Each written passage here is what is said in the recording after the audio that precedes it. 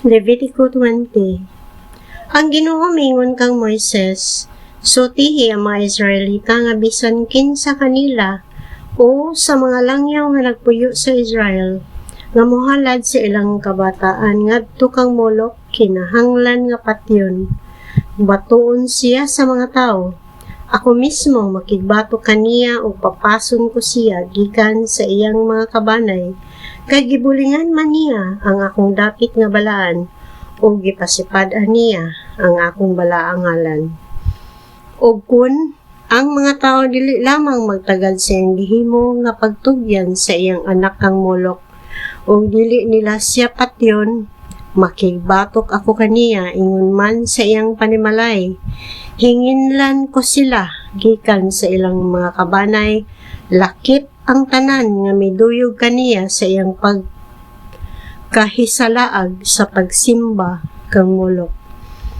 Kung ang usa ka tawo magpakasayod sa mga tigkonsultag mga espiritu o sa mga barangan o moduyog kanila sa ilang salawayong buhat, makigbatok ako kaniya o hinginlan ko siya gikan sa iyang mga kabanay. Busa pagbalaan kamo, kay ako mao ang Ginoo nga inyong Dios. Matnguni og tumana ang mga tulumanon nga gipatuman ko kaninyo. Ako mao ang Ginoo nga nagbalaan kaninyo. Ang magtunglo sa iyang amahan o sa iyang inahan kinahanglan patyon. Siya ra ang hinungdan sa iyang kamatayon. Kung ang usa ka lalaki manapaw sa asawa sa iyang isig ka tawo, silang duha nga mananapaw, patyon. Ang lalaki nga makikhilawas sa iyang ina-ina, nagapakaulaw sa iyang amahan. Siya og ang iyang ina-ina patyon o sila ra ang sad-an sa ilang kamatayon.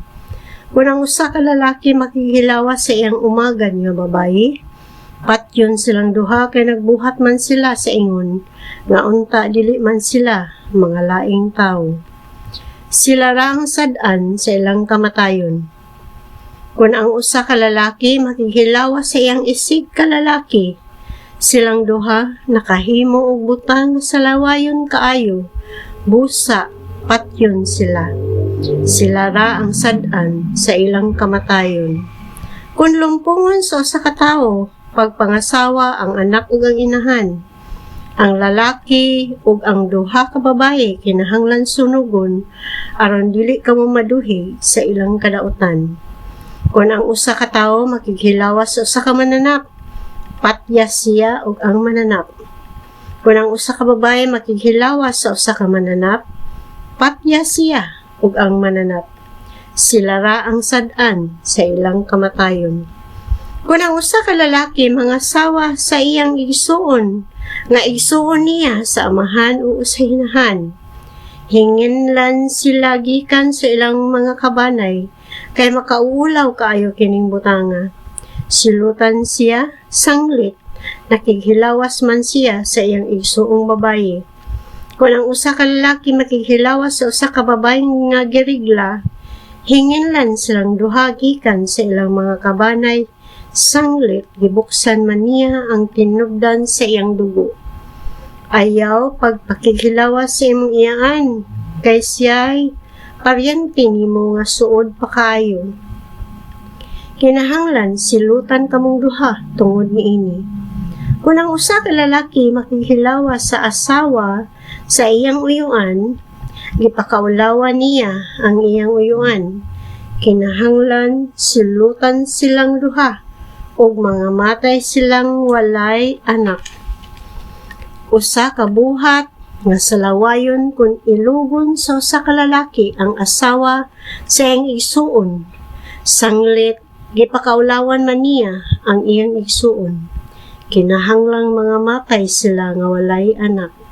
Matnguni og tumana ang tanang mga tulumanon ug ang tanan kong sugo aron dili ko kamo hinginlan gikan sa nasod, diin adto ko kamo dad-a ug papuy-a.